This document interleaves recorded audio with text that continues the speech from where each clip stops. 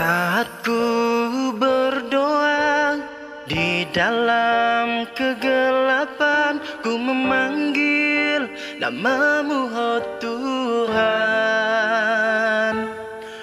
Ku tahu Tuhan tak meninggalkanku.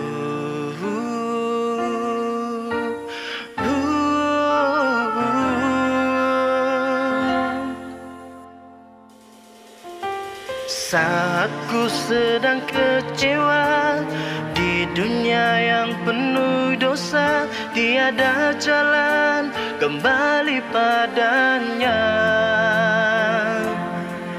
Kasih-Mu Yesus membuka jalan untuk kembali padanya. Terima kasih Bapa, terima kasih Yesus, kasih setiamu mengubah hidupku. Ajaib sungguh kuasa-Mu Tuhan, mukjizat nyata dalam hidup kami, karena selamanya kemurahan-Mu Tuhan.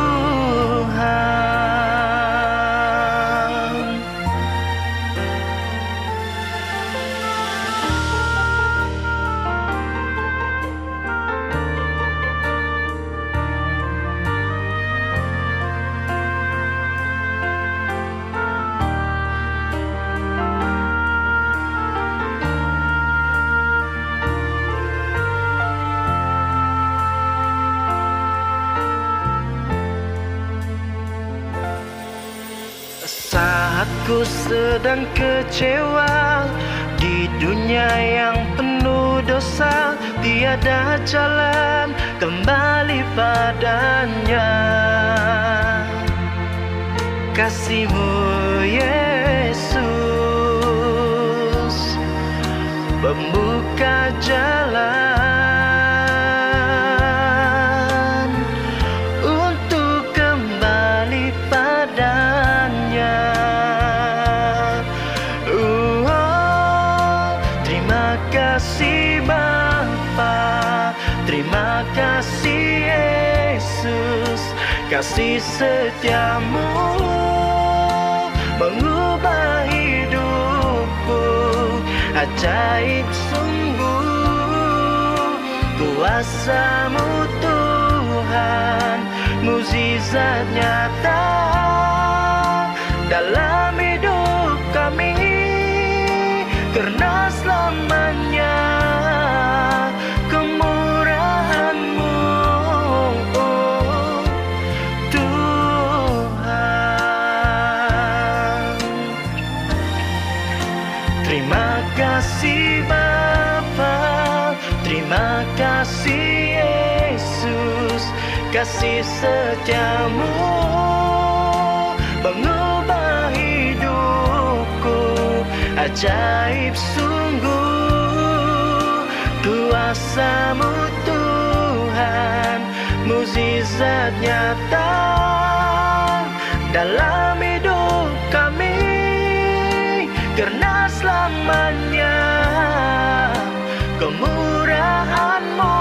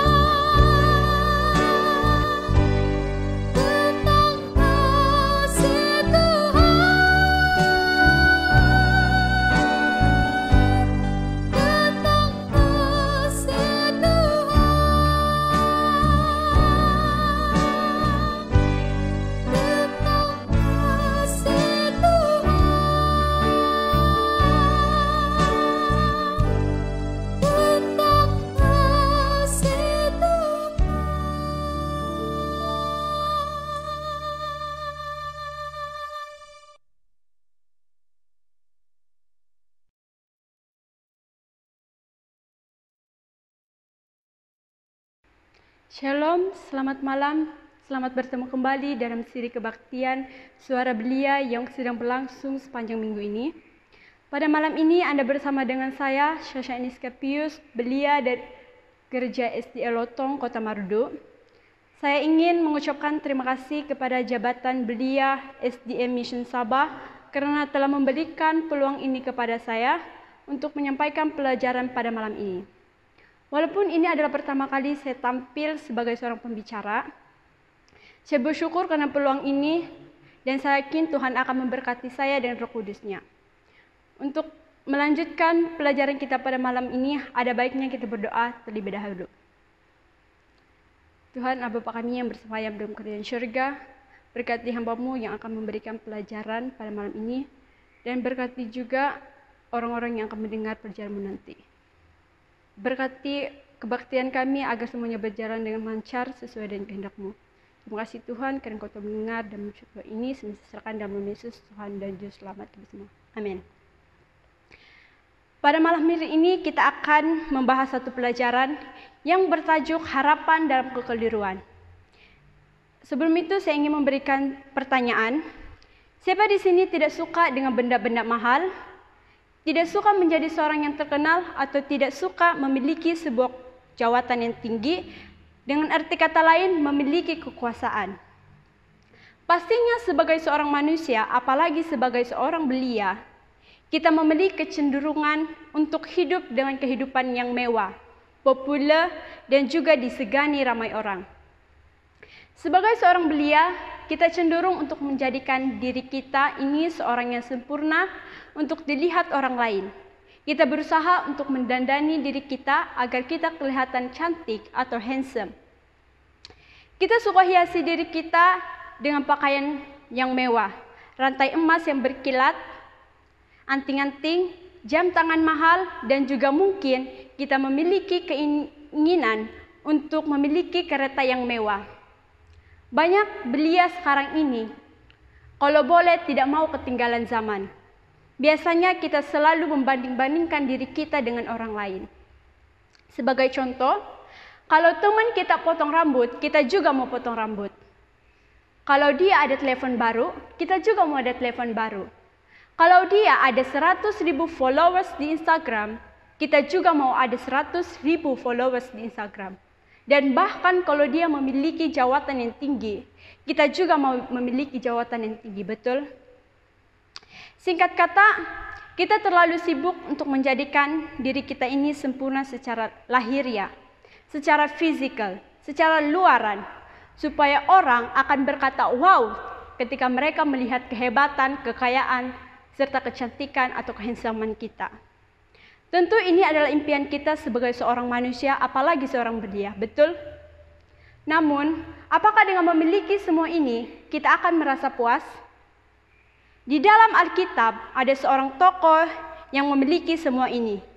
Dia kaya, dia terkenal, dan bahkan dia sangat berkuasa.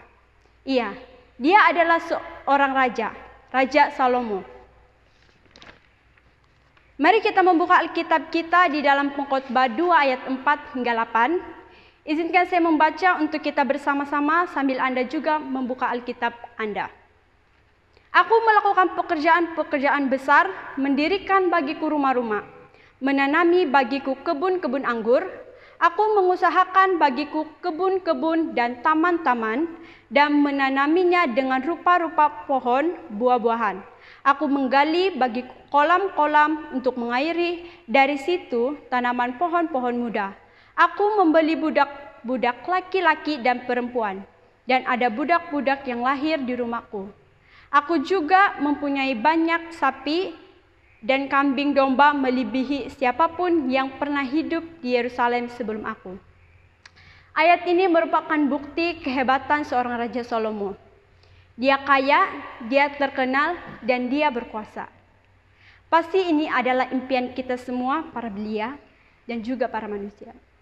Mau jadi yang terkenal, mau jadi kaya, mau jadi berkuasa. Iya, kita tidak nafikan kehidupan seperti ini adalah kehidupan yang sangat menggiurkan. Siapa tidak mau jadi kaya, tidak mau jadi terkenal, tidak mau memiliki jawatan yang tinggi. Namun, Apakah Raja Salomo bahagia dengan apa yang dia miliki di dunia ini? Jawabannya ada di ayat ke-17. Raja Salomo berkata, "Oleh sebab itu, aku membenci hidup, karena aku menganggap menyusahkan apa yang dilakukan di bawah matahari. Lihat, apa yang sudah terjadi. Kehidupan yang dianggap majority oleh umat manusia adalah kehidupan yang membahagiakan. Ternyata bagi Raja Salomo adalah kehidupan yang menyusahkan. Dan bahkan Raja Salomo berkata, dia membenci kehidupan ini. Kenapa? Karena bagi Raja Salomo tidak ada artinya semua ini. Kekayaan, populariti, dan kekuasaan kalau tidak ada Tuhan di dalam hati kita. Sahabat, para belia, kehidupan modern memiliki pengaruh yang sangat kuat. Dan terkadang kita keliru. Keliru dalam membuat keputusan. Keputusan apa? Keputusan untuk bagaimana seharusnya kita menghiasi kehidupan kita. Apakah dengan hal-hal duniawi atau hal-hal rohani? Di Jepun ada sebuah tugu yang diberi nama Batu Tsunami. Tugu ini sudah didirikan sejak zaman kuno Jepun lagi. Tujuan tugu ini dibina adalah untuk memperingati penduduk tepi pantai agar lebih berhati-hati karena kawasan mereka adalah kawasan yang sering dilanda bencana tsunami. Namun seiring berjalannya waktu, kawasan ini dipenuhi dengan kehidupan modern. Banyak bangunan-bangunan yang dibina di kawasan ini.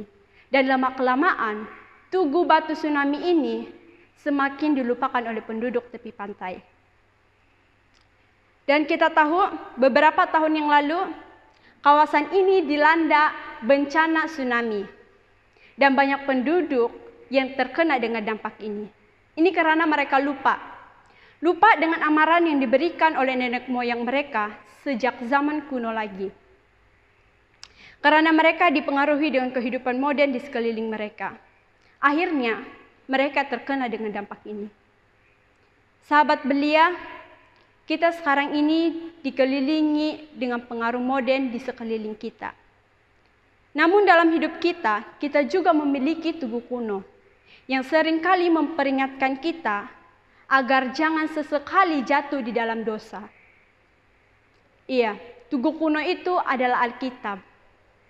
Alkitab sering menjadi tugu peringatan kepada kita akan bahayanya dosa. Ketika kita sedang hidup di zaman modern ini, ketika kita sedang keliru bagaimana untuk membuat pilihan dan keputusan hidup, ada buku kuno ini yang sering menjadi peneman kita. Tetapi terkadang kita seperti penduduk di tepi pantai tadi. Kita terlalu dipengaruhi dengan kehidupan modern sehingga kita melupakan buku kuno ini. Bagaimana Alkitab ini memberikan teguran dan peringatan kepada kita. Ada 5 cara Alkitab memberikan teguran dan peringatan kepada kita. Yang pertama, Alkitab memberikan pernyataan bahwa kita ini adalah ciptaan Tuhan. Alkitab menjelaskan dalam Kejadian 1 ayat 27, maka Allah menciptakan manusia itu menurut gambarnya. Menurut gambar Allah diciptakannya dia, laki-laki dan perempuan diciptakannya mereka. Kita ini adalah ciptaan Tuhan, berarti kita ini milik Tuhan. Jadi yang sepatutnya menjadi dasar ketika kita berhadapan dengan sebuah pilihan, itu seharusnya Tuhan. Ketika kita keliru untuk menentukan apakah hal ini baik untuk saya atau tidak, kita sepatutnya bertanya dalam diri kita, seandainya saya memilih jalan ini, apakah saya akan memuliakan Tuhan dalam diri saya? Dengan begini, Alkitab sedang memberikan kita peringatan dan tunjuk ajar dalam hidup kita. Alkitab juga menyatakan nilai sebenar kita.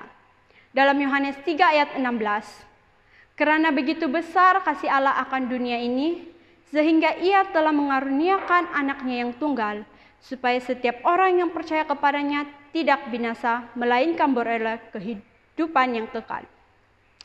Ketika dunia ini melihat kita dari segi luaran, dari segi kekayaan, dari segi kecantikan dan taraf sosial kita. Tuhan justru menilai kita dari keberdosaan dan ketidaklayakan kita semua. Ketika teman-teman kita menolak karena kita miskin, karena kita kurang cantik atau kurang handsome, kurang seksi atau kurang macho, Tuhan justru menilai kita dari hati kita. Dan malah Tuhan sanggup mati di kayu salib untuk kita, supaya kita beroleh keselamatan. Inilah identiti kita sebagai anak Tuhan yang Ia kasihi. Alkitab juga menyatakan tujuan hidup kita di dunia ini. 1 Petrus 1 ayat 2. Kita adalah orang-orang yang dipilih sesuai dengan rencana Allah, Bapa kita, dan yang dikuduskan oleh Roh, supaya taat kepada Yesus Kristus dan menerima percikan darahnya. Tuhan mau kita taat kepada Yesus, menerima kematian Yesus di kayu salib, supaya kita akan dikuduskan. Salomo menuliskan dalam Pengkhotbah 12 ayat 13, akhir kata dari segala yang didengar ialah, takutlah akan Allah dan berpeganglah pada perintah-perintahnya, karena ini adalah kewajiban setiap orang. Inilah tujuan hidup kita sebagai umat Tuhan, yaitu memiliki hubungan intim dengan Tuhan, supaya kita semua akan dikuduskan oleh Tuhan. Alkitab juga memberitahu kita tentang nasib kita, kemana kita akan pergi. Yohanes 14 ayat 3. Yesus berkata, dan apabila aku telah pergi ke situ dan telah menyediakan tempat bagimu, aku akan datang kembali dan membawa kamu ke tempatku, supaya di tempat di mana aku berada, kamu pun berada. Sahabat semuanya, inilah nasib yang sepatutnya kita alami sebagai umat Tuhan, yaitu tinggal di mana Tuhan berada suatu ketika nanti. Sebuah tempat indah dan sempurna yang Tuhan Yesus sudah sediakan untuk kita setiap masing-masing. Dan tempat yang Tuhan sediakan ini, maut tidak akan ada lagi. Tidak akan ada lagi perkabungan atau ratap tangis atau duka cita, sebab segala sesuatu yang lama itu telah berlalu. Wahyu 21 ayat 4. Sahabat-sahabatku, inilah kebenarannya. Saat ini ada banyak yang disebut sebagai kebenaran. Tetapi Alkitab mengklaim satu pernyataan eksklusif tentang kebenaran. Yohanes 17 ayat 17, kuduskanlah mereka dalam kebenaran, firman-Mu adalah kebenaran. Alkitab memberitahukan kita tentang sebuah kebenaran. Syurga bukanlah tempat dongeng, ianya wujud. Suatu hari nanti, Anda dan saya akan tinggal di sana bersama-sama dengan Tuhan. Yang kita perlu lakukan pada saat ini, beriman dan setia kepada Tuhan. Alkitab juga berfungsi sebagai buku panduan. 2 Timotius 3 ayat 15 hingga 17. Ingatlah juga bahwa dari kecil engkau sudah mengenal kitab suci yang dapat memberi hikmat kepadamu dan menuntun engkau kepada keselamatan oleh iman kepada Yesus Kristus. Segala tulisan yang diilhamkan Allah memang bermanfaat untuk mengajar, untuk menyatakan kesalahan, untuk memperbaiki kelakuan, dan untuk mendidik orang dalam kebenaran. Dengan demikian, tiap-tiap manusia kepunyaan Allah diperlengkapi untuk setiap perbuatan baik. Sahabat, kita sekarang ini hidup di dunia yang serba modern. Kita dikelilingi oleh ide-ide modern. Walaupun ada yang baik, namun ide-ide ini boleh menyesatkan. Dan hal ini akan menimbulkan kekeliruan dalam kehidupan kita. Itu sebabnya kita perlu sebuah pengharapan dalam kekeliruan. Sebuah petunjuk dalam menjawab setiap kebingungan hidup. Dan jawaban itu adalah Alkitab. Sebuah buku kuno yang seringkali orang lupakan, namun memiliki beribu macam nasihat untuk kita dalam menghadapi kehidupan modern yang mencabar sekarang ini. Mari kita sama-sama pastikan bahwa buku kuno ini akan menjadi peneman dalam kehidupan kita sekarang dan sampai selamanya. Mari kita sama-sama berjanji untuk membaca, mempelajari, dan mengimani apa yang Alkitab sudah sampaikan kepada kita. Tuhan memberkati. Amin.